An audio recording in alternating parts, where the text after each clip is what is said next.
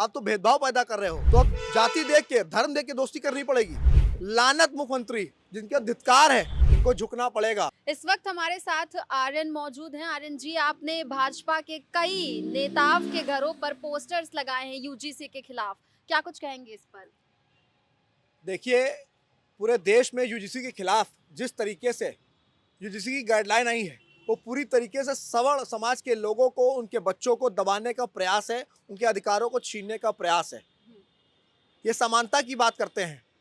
कहाँ से समानता की आप बात कर रहे हो? आप तो भेदभाव पैदा कर रहे हो। हम लखनऊ विश्वविद्यालय के छात्र हैं, हम विश्वविद्यालय में पढ़े हैं। जब छात्रावास में जाया करते थे, तब हमने थाली में जब खाना खाया करते थे, तब हमने ये नहीं देखा कि किसकी थाली है, एससी की है, एसटी की, ओबीसी की, सर्व समाज की है। हम सब साथ मिलकर पढ़े हैं, एक साथ चाय पीते हैं, चर्चा करते हैं, साथ रहते हैं। लेकिन जब आप भेदभाव करोगे, तो अब जाति देख के, धर्म देख के दोस्ती करनी पड़ेगी। ये नया भारत बना रहे हो आप। पुरजोर विरोध करूंगा और करा भी है। कल रात में मैंने उत्तर प्रदेश के लानत मुख्यमंत्री, जिनका धिक्कार है ब्रजेश पाठक जी पर, दिनेश शर्मा जी के आवास पर, दिनेश प्रताप सिंह के आवास पर और भाजपा कार्यालय पे मैंने एक पोस्टर लगाया है। क्या हो जाएगा ये पोस्टर लगाने से? पोस्टर लगाना एक विरोध है। अपनी आवाज को बुलंद कर रहा हूं, अपने समाज की आवाज को बुलंद कर रहा हूं, अपने परिवार की आवाज को बुलंद कर रहा हूं। लगातार विरोध प्रदर्शन हो रहे हैं, लखनऊ विश्वविद्यालय के छात्र भी सड़कों पर उतरे हुए हैं, पूरे प्रदेश में विरोध प्रदर्शन हो रहा है, लेकिन अभी तक कुछ नहीं हुआ है। तो क्या लगता है आगे कुछ होगा इसमें? युवाओं के आगे बड़ी बड़ी सरकारें झुकी हैं, हम्म। इनको झुकना पड़ेगा और यूजीसी को अपनी गाइडलाइन वापस लेनी पड़ेगी। नरेंद्र मोदी को झुकना पड़ेगा। अगर यूजीसी ने अपनी गाइडलाइन वापस ले ली तो एससी, एसटी, ओबीसी वाले भी तो विरोध प्रदर्शन करेंगे, उसको फिर कैसे है? इससे पहले जो गाइडलाइन थी, हाँ। उसमें गलत क्या था? हाँ। ये तो एक समाज को आप उसके अधिकारों को छीनने से वंचित कर रहे हो। आप सवर्ण समाज के अधिकार को छीन रहे हो। हाँ। ये दुर्भाग्य है। ऐसी गाइडलाइन कहने की क्या जरूरत पड़ी? आप जहां बात करते हो सबका साथ सबका विकास, ये विकास है? ये तो भेदभाव पैदा कर रहे हो, खाई पैदा कर रहे हो, नफरत फैला रहे हो समाज में। बीजेपी नारा लगाती है, एक है तो सेफ है, बटोगे तो कटोगे। आप बताइए ना, पहले मुसलमान को लड़ाया, अब हिंदू को हिंदू से लड़ा रहे हैं। बटोगे तो कटोगे का नारा देने वाले, एक हो तो सेफ रहोगे। कैसे एक रहेंगे? सर्व समाज एक तरफ खड़ा हो गया क्या है। लगता है इसके पीछे की क्या मंशा रही होगी? मुझे आरक्षण से कोई दिक्कत नहीं है, मुझे एससी एसटी भाई से कोई दिक्कत नहीं, ओबीसी भाई से कोई दिक्कत नहीं। सब हमारे भाई हैं, हिंदुस्तान में है, सब एकजुट मिलकर रहते हैं।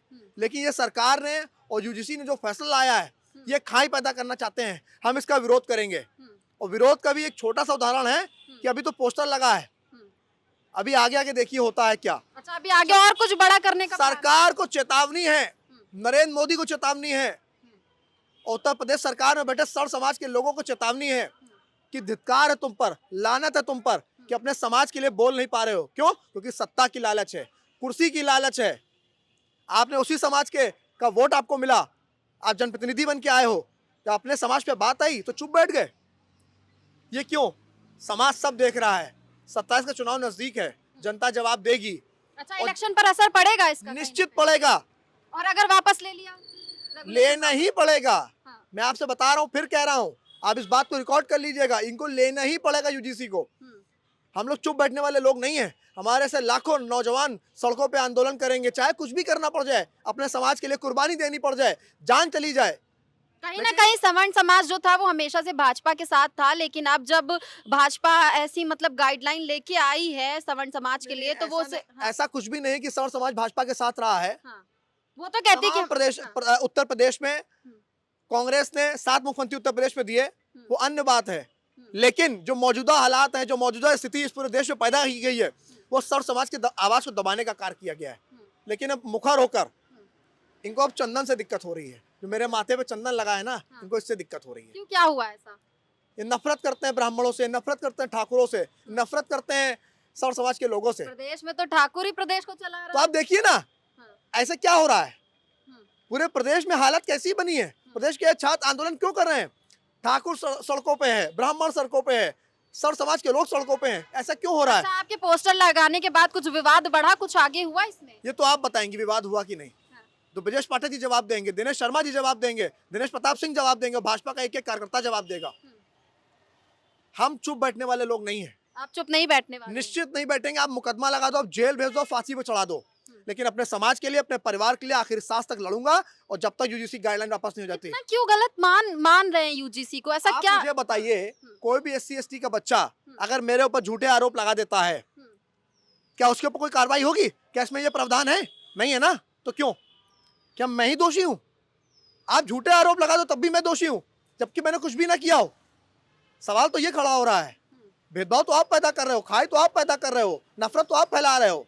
हम तो एकजुट रहना चाहते हैं। हम आज़ादी के बाद से, आज़ादी के पहले से एकजुट हैं, हमेशा एकजुट रहेंगे।